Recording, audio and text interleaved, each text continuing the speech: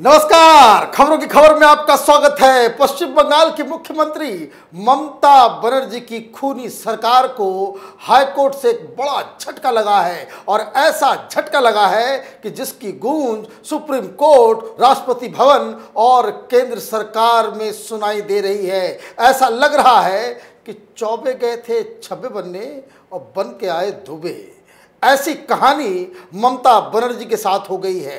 दरअसल कोलकाता हाईकोर्ट ने national human rights commission NHRC को एक आदेश दिया था 18 जून को कि बंगाल के अंदर चुनाव नतीजों के बाद जिस तरीके का तांडव हुआ, मौत का नंगा नाच हुआ, उसकी पड़ताल आप खुद कर सकते हैं।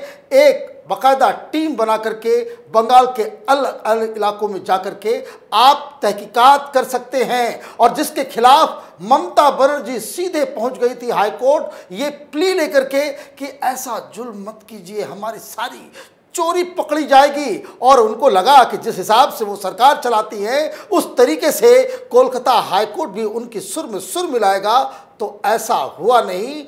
लेकिन कोलकाता हाईकोर्ट ने पूरी की पूरी जो प्ली थी उसको उठा करके कूड़ेदान में फेंक दिया, डस्टबिन में डाल दिया। सिर्फ डस्टबिन में डाला ही नहीं, जिस तरह की बातें जजेस ने वहाँ पे सुनवाई के दौरान कही है उसे जब मैं आपको सुनाऊंगा आपको एक बात समझ में आ जाएगी कि आर्टिकल 356 लगाने का इससे बेहतर सिचुएशन हिंदुस्तान में कभी पैदा ही नहीं हुआ था। और ऐसा लग रहा है कि जिस हिसाब से धनखड़ साहब दिल्ली के अलग अलग जगहों पे उन्होंने मुलाकात की, होम मिनिस्टर से, प्राइम मिनिस्टर से, राष्ट्रपति से, उनको अपनी रिपोर्ट दी है और कोर्ट में जिस तरह से ममता बनर्जी के खिलाफ माहौल बन रहा है, तो ये सिचुएशन बिल्कुल क्रिएट हो रहा है कि बहुत जल्द वहाँ राष्ट्रपति शासन लगाई जाए। और वहाँ के जो पीड़ित लोग हैं उनकी भी मांग यही है। लेकिन ये सारी डिटेल्स मैं आपको दूंगा, लेकिन उसे समझने के लिए ये जानना ज़रूरी है कि किस तरह की तिकड़मबाजी ममता बनर्जी करने पे आमदा थी। 18 जून को हाईकोर्ट से यह आदेश आया कि एक टीम बनाई जा सकती है। NHRC की तरफ से चेयरमैन को कहा गया कि आप जाएं और जितने भी कंप्लेंट्स आपके पास आए हैं उसकी आप खुद तहकीकात करें। अब नेशनल ह्यूमन राइट्स कमीशन की टीम बंगाल के अलग अलग जगहों पे जाएगी तो इनकी तो पूरी पोल पट्टी खुल जाएगी, क्योंकि इन्होंने तो कोर्ट के अंदर हलफनामा देकर के ममता बनर्जी ने कहा है कि जब से मैं मुख्यमंत्री बनी हूं तब से एक भी वायलेंस नहीं हुआ है। मतलब झूठ बोलने की भी कोई सीमा होती है। ये सफ़ेद झूठ से भी आगे 2-3 स्टेप का ये झूठ है। और जब ये आदेश आया कोलकाता हाईकोर्ट का, इनको लगा कि वो किसी तरह से कोर्ट को भी मैनिपुलेट कर सकती है, तो अर्जी जो डाली गई, जो प्ली था, वो प्ली को सुनिए वो उन्होंने क्या डाला। The state had also pleaded in court for remarks made against it to be expunged from the order. The state government should be given a chance to probe and report on the list of 3,423 complaints provided to High Court by West Bengal Legal Service Authority on June 10th. The government further said that the allegations that police superintendents did not act on many such complaints need to be verified. मतलब आप देखिए ममता बनर्जी एक ही plea से कई सारे पाप को धोना चाह रही थी। पहला ये कि हाईकोर्ट की तरफ से जो रिमार्क्स दिए गए थे वो 18 तारीख के आदेश में उसको एक्सपेंज कर लिया। हाईकोर्ट ने साफ साफ कहा था कि यहाँ पे कानून व्यवस्था बिल्कुल चौपट हो चुकी है। ये एक सरकार इस तरह से अंधी लगली लूली क्यों हो सकती है? इतने सारे लोग त्राहिमाम मचा रहे हैं और सरकार कुछ कर नहीं रही है। तो ये ममता बनर्जी चाह रही थी कि इस ऑर्डर से उसको एक्सपेंज कर दिया जाए, क्योंकि यही हाईकोर्ट का ऑर्डर, यही सारी चीज़ें सुप्रीम कोर्ट में जो सुनवाई चल रही है वहां पेश की जाएगी सरकार के द्वारा, केंद्र सरकार के द्वारा और पीड़ितों के द्वारा कि ये हाईकोर्ट की भी कभी ये ओपिनियन है। फिर उन्होंने कहा कि भाई इतने सारे जो 3423 कंप्लेंट्स आए, ममता बनर्जी की सरकार ने किसी पे काम नहीं किया।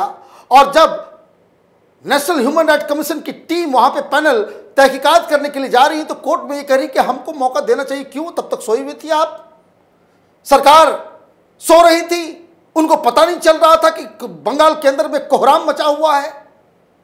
पुलिस वाले सब क्या नशे में धुत थे? उनको समझ में नहीं आ रहा था कि लोग घरों को छोड़ के भाग रहे हैं। महिलाओं के साथ बलात्कार हो रहा है, घरों को आग लगाई जा रही है। तो ये सारी चीजें ये चाह रही थी कि सबको एक्सपेंड कर दिया जाए, ये प्ली भी जो है वो खत्म कर दिया जाए, ये ऑर्डर कि ह्यूमन राइट्स कमीशन की टीम बंगाल आ सके और वो तहकीकात कर सके। वो कह रही कि हमको मौका दीजिए, हमको मिलना चाहिए। भाई जिस दिन ये घटना घटी एफआईआर क्यों नहीं दर्ज हुआ? उस वक्त क्यों नहीं आपने तहकीकात की? जब ये मसला हाईकोर्ट और सुप्रीम कोर्ट पहुंच रहा है तब आपको आपकी नींद जागी है और आपने तो पहले ही कह दिया था भाई ऐसा कुछ हुआ ही नहीं है। तो ये सारी चीजें वो ममता बनर्जी को आज ये झटका लगा है कि ये सारे जो प्ली थे, ममता बनर्जी जो तिकड़मबाजी करना चाह रही थी, कानूनी दांवपेच खेलना चाह रही थी, उसे उठाकर डस्टबिन में डाल दिया गया हाईकोर्ट के द्वारा। लेकिन सिर्फ इतना ही नहीं हुआ, कोर्ट के अंदर जज साहबों ने जो बयान दिए हैं, जो रिमार्क्स दिए हैं, उसको सुनना जरूरी है। कोलकाता हाईकोर्ट के कार्यवाहक मुख्य न्यायाधीश जज राजेश बिंदल, उन्होंने क्या कहा जरा सुनिए। कितने लोग अभी तक नहीं लौटे हैं? राज्य सरकार कोर्ट को केवल सूची देती है, वो ये नहीं चाहते हैं। जिस तरह से जांच की गई वो सही नहीं है, हमें कुछ नहीं चाहिए। पुलिस ने शिकायत दर्ज नहीं की। सुप्रीम कोर्ट में एक मामले में राज्य ने अपनी पहल पर कुछ नहीं किया। इतने गंभीर मामलों में उसने कुछ नहीं किया। इतना क्यों छिपाया जा रहा है? इसका मतलब यह है कि आप शिकायतकर्ताओं की नहीं सुन रहे हैं। अदालत राज्य के आश्वासन पर भरोसा नहीं कर सकती। इसके पहले दिया गया आदेश लागू रहेगा। हालांकि राज्य सरकार अपना हलफनामा दे सकती है। इन्होंने साफ साफ पूछा, ममता बनर्जी सरकार से पूछा, भाई कितने लोग लौटे हैं जो घर छोड़ के भाग गए हैं? कितने लोग लौटे हैं? आप सिर्फ सूची दे देते हैं, आप नहीं चाहते कि वो लोग वापस आए। ऐसा क्यों नहीं चाहते आप? कोर्ट साफ साफ कह रही है कि भाई जो शिकायतकर्ताओं के कंप्लेंट के ऊपर पुलिस ने कोई कार्रवाई नहीं की, कोई काम ही नहीं हुआ। ऐसे में हाई कोर्ट ने जो बयान दिया, जो कहा कि हम ममता बनर्जी की सरकार के आश्वासन के ऊपर भरोसा नहीं कर सकते हैं। अब कोर्ट ये कह रही है कि भाई हम ममता बनर्जी के आश्वासन, उनकी सरकार पे भरोसा मेरा नहीं है।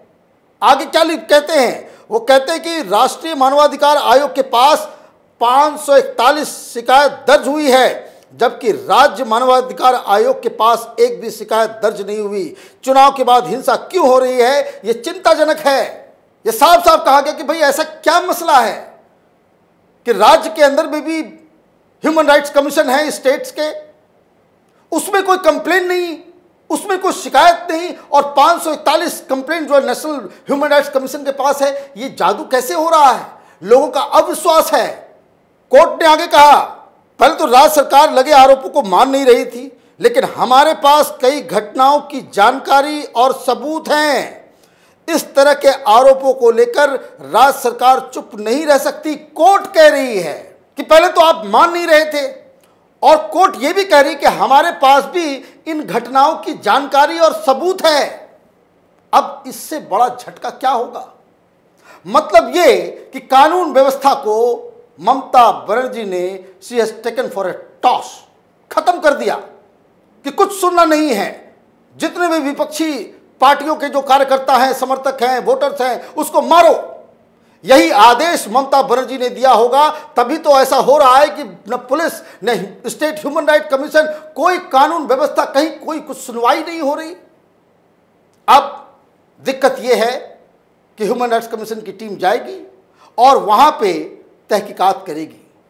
ममता बनर्जी का अगर मन चले तो जिस तरीके से सीबीआई के साथ ये घेराबंदी कर देती है, इनके मंत्री जो गुंडों की तरह कोर्ट परिसर को घेर लेते हैं, जिसके ऊपर अलग केस चल रहा है, उस पर सुनवाई हो रही है, जिस पे लेकर के भी सारी जुडिशरी, सारे लोग परेशान है कि भाई ये किस तरह का। कोर्ट साफ साफ पूछ रही है ममता सरकार से कि चुनाव नतीजों के बाद हिंसा क्यों हुई, इसका जवाब कौन देगा? क्या ममता बनर्जी के कंट्रोल में उनके कार्यकर्ता नहीं है? क्या ममता बनर्जी के कंट्रोल में वहां के जो उनके माइनॉरिटी वोटर्स हैं वो उनके कंट्रोल में नहीं है? ममता बनर्जी के कंट्रोल में नहीं है तो क्या ये राष्ट्रपति शासन लगाने का सही वक्त नहीं है? एक तरफ गवर्नर दिल्ली आकर के सारी ब्रीफिंग दे चुके हैं।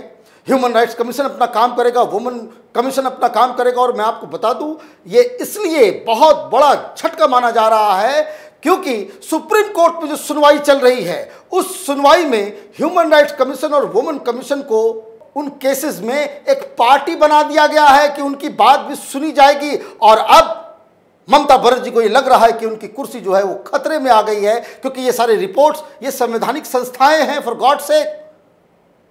ये कोई एनडीटीवी और द लायर वायर का कोई फैक्ट फाइंडिंग टीम नहीं है, कोई प्रेस क्लिपिंग या रिपोर्ट नहीं है। संवैधानिक संस्थाओं की ये रिपोर्ट होगी जो ऑथेंटिक मानी जाएगी, हाईकोर्ट के अंदर भी और सुप्रीम कोर्ट के अंदर ही।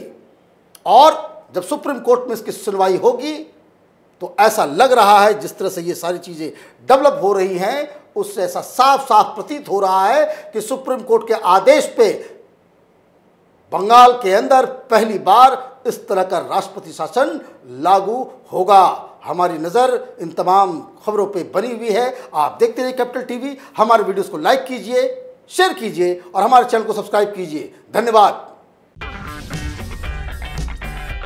अगर आपको हमारा वीडियो पसंद आया हो तो इसे लाइक करें, हमारे चैनल को सब्सक्राइब करें और हाँ, बेल आइकन दबाना ना भूलें ताकि आप तक हमारे वीडियो की नोटिफिकेशन पहुंचती रहे। आप अपना सुझाव हमें कमेंट बॉक्स में दे सकते हैं। हमारे साथ जुड़ने के लिए शुक्रिया।